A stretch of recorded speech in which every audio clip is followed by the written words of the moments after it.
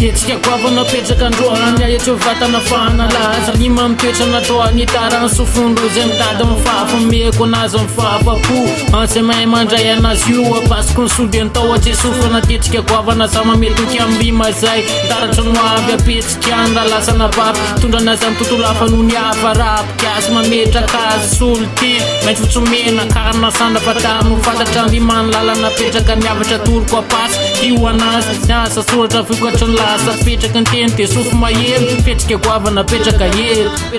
apetraka helo gaskar tify mivato ny laskar avongadina lasty zao mankafiana tetrika guavana pokambity gaskar tify mivato ny laskar avongadina lasty zao mankafiana tetrika guavana pokambity lasa te lasa fomba mazava ny rapikasa petrika lasty lavavao anaty fivoarana etsika hoetina ifananana ambony ty ringali kobaka mbola manao sexy tsisy bedina androany famba manalazy andro raiky somo mazatra roty aloha de adinoky andro fa zatokapo anatin'ny rapy atsipiko ny sody anareo mitady favy zao ametraka azy lasy zao de mba manalazy tetsika guavana entina pasy andrima hoetina analana azy pasipasy teny tio anazy tetsika vita malagasy sy maholasa ty mivatana voray maso avongadina gaskar amiray ny lala gaskar tify mivato ny laskar avongadina lasty zao mankafiana tetrika guavana pokambity gaskar tify mivato ny laskar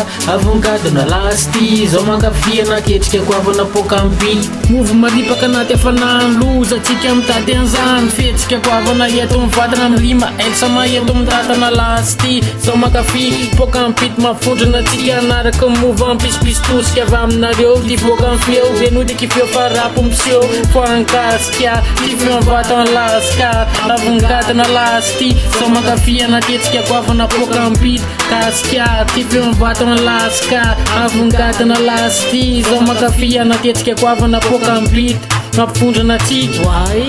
eto indray ay tafaray gaskar tify mivato ny laskar avongadina lasty zao mankafiana tetrika guavana pokambity gaskar tify mivato ny laskar avongadina lasty zao mankafiana tetrika guavana pokambity